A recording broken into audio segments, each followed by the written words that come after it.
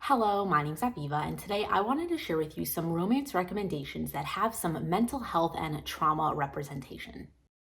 So, I personally love reading about books that have mental health and trauma representation, not only because I think that it's very important for people to familiarize themselves with things that they don't know much about, possibly, but also because I personally have OCD and anxiety. And when I see a character that is dealing with similar things that I deal with on a daily basis, I end up just connecting to them on a different level. Like, even if I don't connect to some things that these books are talked about, like I don't relate to the trauma that these characters went through, I still end up just liking the book on a different level. Like I just connect to it in a different way. And therefore, these are some of my favorite type of books to read. So I do have a long list of books to share with you today that are dealing with a wide variety of topics that a lot of people would, I guess, consider as trigger warnings. So I just want to throw it out there that we will be talking about a lot of difficult topics in today's video. And also I did do a lot of research before starting this video to make sure that I use the right terminology and I am as sensitive as I can be aware of when I talk about all of the situations we're going to be talking about. But just know that if I do say something and you take it as insensitive, or if I use the wrong terminology by mistake, then just know that it was by mistake and I didn't mean to come off that way. I just said it probably because I'm uneducated or unaware that I should have said something differently. So with that said, I also just wanted to give one more warning out there that some of the stuff that I might say in this video can be possibly taken as a spoiler, only because some of the stuff that I'll be mentioning today, you might not find out until later into some of these books, and therefore I guess it could be a spoiler. But I don't think that anything that I'll be mentioning is too much of a spoiler where you possibly won't want to hear it. But in case it was, then I'm apologizing in advance. But I really don't think it's an issue. I just wanted to throw it out there because sometimes I think that if something isn't talked about in the first 50 pages of a book, then it would be considered spoilers. And some of these traumas, you don't really find out exactly what happened to have caused this trauma until later into the book. But I really wanted to talk about everything that these characters are going through. So I will be mentioning the background of some of the traumas that we'll be dealing with today. So I said it, I don't really know how to go about this in the best way possible, but it's out there and let's just continue. So I actually decided to make this video at this very moment because I recently read 3 books that fit into this category. So I was very in the mood to talk about all of this sort of stuff, and happens to be my most recent read at the time that I'm making this video is Waking Olivia by Elizabeth O'Rourke. So in this book, you're following this girl, Olivia, who had a childhood trauma that resulted in a sleeping disorder where she runs in her sleep. So it's kind of like sleepwalking, but running. So she happens to be a track star. She was in a D1 college on a track team ready to go to the Olympics. But because of this disorder, all of her nightmares that she had that resulted in her running miles and miles in her sleep without her even remembering it, very much affected her everyday life. Like she would go to, track practice and then she'd already be all winded and she can't really go through practice because she already ran 10 miles, So it very much affected her, and therefore she got kicked out of her first school. And so at the beginning of this book, she starts off on this new track team in this D3 college where she meets one of her coaches named Will, and he happens to notice that something is off with her, and he ends up trying to help her with this sleeping disorder problem that she's having. So it is a very, very good book. Like this trauma that she went through as a child that you're slowly going to find out throughout the book is absolutely crazy. And it's a very forbidden romance at the same time because it's a coach to a student, relationship. So he is very much like, I can't have a relationship with her, but I can't stay away from her. And at the same time, I very much need to help her because she has nobody else in her life to help her. And her trauma is very much a forefront of the story. Like her attitude is very much surrounded by the stuff that she went through in her past and the stuff that she's dealing with every day. And this book, it just blew me away. I absolutely loved it. The whole running in her sleep thing was so interesting. I've never read something like this, and I was blown away by this book. Next, I have A Brush with Love by Maisie Ennings, which not only is a book that I recently just read, but it also is a new release. So you can now pick this up if you were interested in it. And it's basically about these 2 people who are both in dentist school. The girl is a senior in her college, and she is basically about to become an oral surgeon. She has all these plans for after college. She's very studious, one-track mind, like nothing is going to stop her sort of vibes. And then you have this guy who is a freshman in this college, and he is having a really hard time with all of his studies. And one day they both literally bump into each other, and then they end up becoming friends. Obviously, they're attracted to each other, but because of all of her studies and where she wants to go after college, everything like that, she kind of friend zones him because she doesn't want to start up a relationship right now, but she loves hanging out with him. And then the story is kind of going to go from there. So this was a very cute read. It was very tension filled, very romantic. It was a very adorable rom-com, and I highly recommend picking it up if you're into that sort of stuff. Like if you liked the Love Hypothesis by Ali Hazelwood, I think you'll like this one even more because it felt very similar. But in this book specifically, the girl is dealing with anxiety and panic attacks. When she goes into large crowds, she ends up having panic attacks. She has a lot of anxiety that surrounds all of this, and happens to be, it is a big forefront of the story. Like the guy happens to notice this right away, and then he helps her with it, and they do stuff to try and avoid it. And it's a very cute story in a sense of how they deal with the anxiety rep in this book, and therefore I thought that it was a perfect book to add into this video. Next, I have Terms and Conditions by Lauren Asher, which is the second book in the Dreamland Billionaires companion series.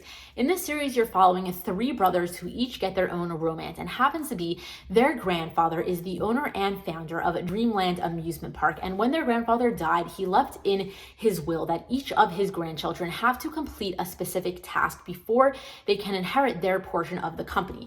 So in book 2, you're following Declan, and his task is that he has to get married and have a child before he can become a CEO of this company. Obviously, he doesn't want to do this, and he ends up finding this girl who is going to sign a contract and marry him and have his child just so that he could become CEO, because all he cares about is being, a businessman sort of thing. And he's a grump. He's not very easy to get along with. So on the day of his engagement party, when he finally meets his bride-to-be, he ends up running her off. And now it's 5 minutes before the engagement party, and they don't know what to do. So Iris, who is his personal assistant and has been for the past 3 years, ends up, taking this girl's place, and they're going to end up having a marriage of convenience. And it's a very adorable story, a very adorable romance. I really loved it from beginning to end. But happens to be Iris, the personal assistant, happens to be dyslexic, and it's a very big part of the story. You see multiple times how she has a lot of issues with writing presentations, with writing and, reading emails, stuff like that. She has to read things 3 times to make sure that she didn't spell anything incorrectly. And for a very long time, she didn't know that Declan was aware that she was dyslexic. And then throughout this book, you end up finding out that Declan actually was aware of this because his mother was dyslexic, and he was able to see the signs of it. And he ended up doing things that she didn't even know was actually helping her. Like he would specifically give her verbal, cues of what she needs to do. And he would specifically write things out for her and call her instead of texting her and stuff like that. And she didn't even know that that was why he was doing it. And it ended up coming full circle. And I think that it was so adorable how he dealt with her being dyslexic and the way that it was represented in this book. Not that I'm dyslexic to know, but I personally think it was done really well. Next, I have From Lukov with Love by Mariana Zapata, which is a very slow burn enemies to lovers romance. It's about these 2 figure skaters who never got along, and one day they get paired up to be partners, and now they're gonna have to work together. So obviously they're gonna turn from enemies into lovers because of the forced proximity. It is a very adorable romance. It is a very, very slow burn romance, but if you are down for that and you like Mariana Zapata's work and you haven't read this one, I highly recommend it because this is probably my favorite book of hers at the current moment, and I don't think anything is ever going to beat this one. But happens to be the main girl in this book, her name is Jasmine, and she is dyslexic as well. And happens to be, it is a big part of this story. You get to see it here and there about how her father would always undermine her career and would never acknowledge the fact that she is dyslexic. And he would always be like, well, why don't you go to college and get a real job and stuff like that? And she's like, well, I never wanted to do that because school is really hard for me and I really do like my career. And it was a big thing for her family. You did get to see a lot of her family in this book, and it did talk about it a lot, very subtly. I don't know if it ever came out and said it, but it was very pointed at the fact that her father would undermine her because she was dyslexic, and he would never actually acknowledge the fact that she had this problem. So it was a very, very good book, and it definitely has that representation in here. Next, I have the Addicted / Calloway Sister series by Kristen Becker-Ritchie, which is probably my favorite series of all time. It's a collection of 10 books where you're following 6 characters and 3 different romances. And if you wanted to know a little bit more about this series, how to read it, what you should expect from it, everything along those lines, and I'll make sure that I'll have the video that I made about how to read this series linked in the description below so you could check it out more. But in this series, you're following 6 different characters, and every single one of them has a different trauma or mental health disorder that they're dealing with. So this is like literally the perfect book to add into this video. You first start off with Lily and Lo. That is the first couple that you're going to meet. Lily is a sex addict and Lo is an alcoholic. And the main thing in this story is that you are dealing with them overcoming their addictions. You get to see their support system come into play and seeing them get over this addiction that they have been dealing with for a very, very long time. Then you also have a couple of more characters. You have Rose, who is Lily's sister and happens to be, she is OCD, and it is a very big part of her personality. Then you also have Daisy, who is another one of their sisters. So it's Lily, Rose, and Daisy, and happens to be throughout this series, they are going to go through some stuff that ends up giving Daisy a lot of PTSD. So throughout this series, she is going to be dealing with that a lot. She's going to have a lot of panic attacks. She ends up even getting a support dog at one point in this book because it gets so bad. So you have that aspect of it. And then you also have Reich, who is a very big part of this story. I don't want to give away any spoilers, so I won't say how he's connected, but basically he comes into their friend group and he happens to be dealing with alcoholism as well. And he has a lot of issues on his own. So there is also Connor, and I was trying to think of what he possibly has that fits into, you know, the mental health and trauma representation. But the only thing I was able to think of him as having is narcissism. And I don't think that that is actually a disorder of sorts, but I threw it out there just to give everybody, you know, a part in this video. But my point is that this entire series is very much filled with mental health disorders and traumas and things along those lines. So if you are a fan of reading stuff like this, then this is seriously the book that you should pick up. Next, I wanted to share Bane by L.J. Shen, which happens to be the 4th book in the Sinner of Say's companion series. And happens to be, it also is kind of like an off book from this series. Like the first 3 books feel very much connected, and this one is kind of like a side story, and it does feel very different, but happens to be, it fits very well into this video because the main girl, she happened to have gotten very abusively sexually assaulted. I don't know if I said that right, but she went through a very, very traumatic sexual assault experience.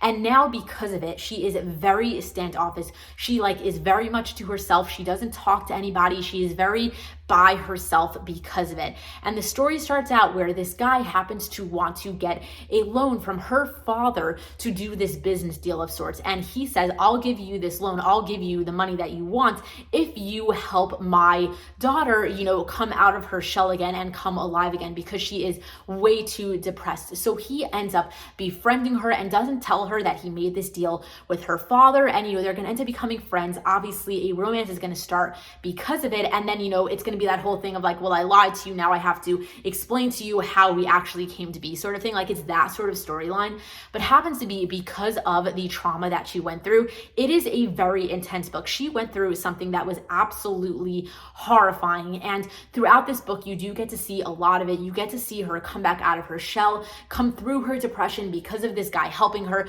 She ends up, you know, coming alive again and everything like that. And I think that it was a really amazing story. And if you do like reading books like that and you are okay with some very heavy sexual assault topics, then I highly recommend checking this one out, because not only did it have the trauma, but it also had an amazing, amazing romance.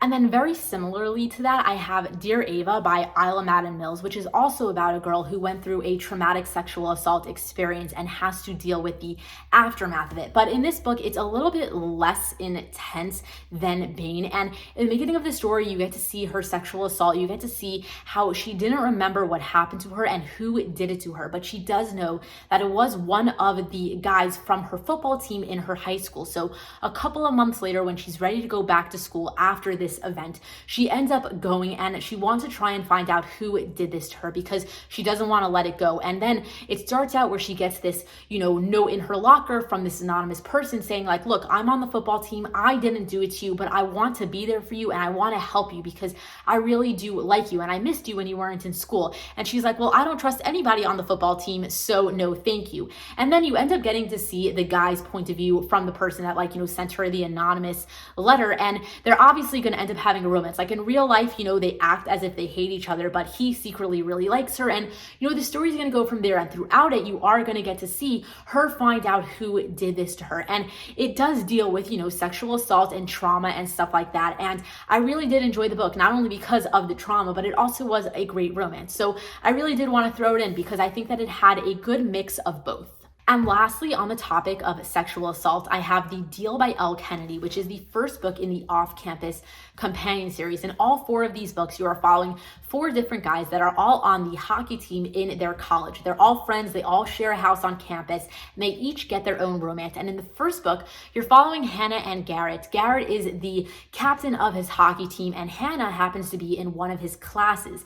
And Garrett isn't doing so well in the class, so he goes over to her and asks if she will tutor him because, he has to do better to stay on the team. And happens to be she's not interested in him. She has a crush on somebody else. So she's like, sorry, I don't really want to do this. I have no time and I have no interest in you.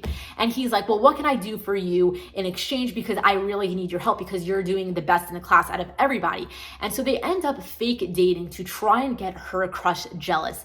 And as they do this, they end up becoming friends. And she ends up confiding in him with the fact that when she was 15 years old, she was drugged and raped at a party. And ever since then, she's been having a problem with having sex with people because she can't have an orgasm with a guy because of this trauma that she has. So she ends up asking him for help to try and, get over this. And he is very, very nice about it. He very much tries to help her. And obviously you're going to go through that storyline. And I thought that it was a very adorable story altogether. I really liked the trauma and how it was dealt with in this book. And I really liked seeing how they both dealt with it together in a very open conversational sort of way. And I thought that it was done really well. So this one is very much it doesn't feel as heavy as the other books that I mentioned for the sexual assault. It was very minimal, but at the same time, it was very much there. So if you wanted to just dip your toes into the idea of sexual assault, then I think that this was a great book to start with. Next, I wanted to share Dirty Letters by V. Keeland and Penelope Ward, which is about these 2 people who were best friends as children. They were pen pals. They never really knew who each other were, but their classes had set them up. And ever since then, they would talk to each other all the time through letters, for years and years, ever since they were children up until their senior year of high school. When out of the blue, the girl stopped sending him letters, and he was very, very hurt by this. So years later, I think it's 8 or 9 years later, he finally sends her one more letter saying how hurt he was that she just fell off the face of the planet and never answered him because, they were best friends and he really needed her and she just never responded to him ever again. And therefore, when she sees the letter, she kind of feels really bad. So she decides to send him one letter back, kind of explaining why she fell off the face of the planet. And it was because when she was a senior in high school, she went through a very traumatic experience that drastically changed her life. She was in a fire and her best friend died and she survived. So she has survivor's guilt, and because of the entire experience, she now has a lot of anxiety and PTSD, and she's dealing with this on a daily basis. She lives a very different life than she used to. She's always dealing with this, always talking to a psychiatrist, trying to get over it. She has a very, very different life, and she is very heavily, dealing with the trauma that she went through and the problems that she currently has because of it. And happens to be, he very much understands it. She explains it all in the letter, and then they end up talking back and forth. They try to get to know each other again as adults. Obviously, their letters are going to turn a little bit dirty letters, and sexual stuff like that. And now she kind of wants to go and meet him, except she is very much like a homebody. She never leaves her house. She has a lot of problems, and she decides that, no, I want to do this. I have to crack out of my shell. I have to get better. So she decides to get an RV and go across the country to try and meet him. She's in New York or Vermont, and he lives in California. So she goes all the way way there to try and meet him. She's overcoming a lot of her issues by doing just this. And when she gets there, obviously they're going to meet and the romance is going to go from there. And it happens to be, he is very understanding about this. He is very sweet about it. Like the guy, he's just a sweetheart. And the way that they both deal with the stuff that she is dealing with is very, very adorable. This is very heavy on the traumatic experience that she went through. Like this book is just all surrounded by it. Like it's not a part of the story, it is the story. And it is an amazing book. And if you are down to read a really, really sweet romance that has the trauma embedded in it very heavily, I highly, highly recommend this one. And the last book that I'm going to share with you for this video is Only When It's Us by Chloe Liesa, which is a college sports romance book.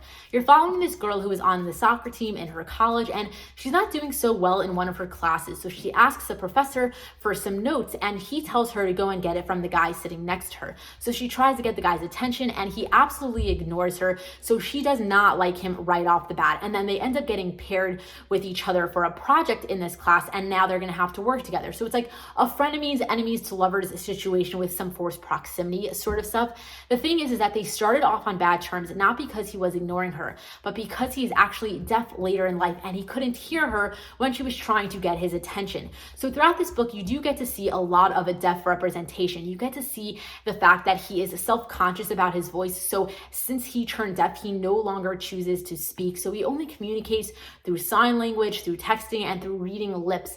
And then you also get to see him slowly try and start to use some hearing aids because, he's trying to like grow out of all of these problems that he's having. Like he can help himself if he wants to. He just has a little bit of trauma to deal with. So, you get to see him starting out with hearing aids and then he tries to start talking, stuff like that, like all along those lines. I happen to think that this book has really good deaf representation. And it happens to be, there's this thing at the beginning of the book where it says how she originally wrote this book and she didn't think that she did it as well as she could have. So she ended up updating the book so that it represented the deaf community a little bit better. And I thought that was great for her to do, like good for her for going back and doing that. So I don't really know, but I do think that it was represented really well. So I wanted to add it into this video in case you were interested in checking it out. It's a great romance. It has a really good rep in it and I highly recommend reading it. But anyway, that is all of the books that I wanted to share with you for some mental health and trauma representation. I hope that you got some good recs from this video. If you have any recommendations to share with me of books that have similar things to this that I didn't mention in this video specifically, then leave me a comment down below and let me know if you want me to do a part 2 for this video, because I have so many books I could have added into this video, but I chose to only do a couple because if not, we would have been sitting here for 2 hours. So anyway, leave me a comment down below if you enjoyed watching this, then please give it a thumbs up. If you're not subscribed to my channel, hit that subscribe button. And anyway, thank you so much for watching, and until next time, enjoy reading.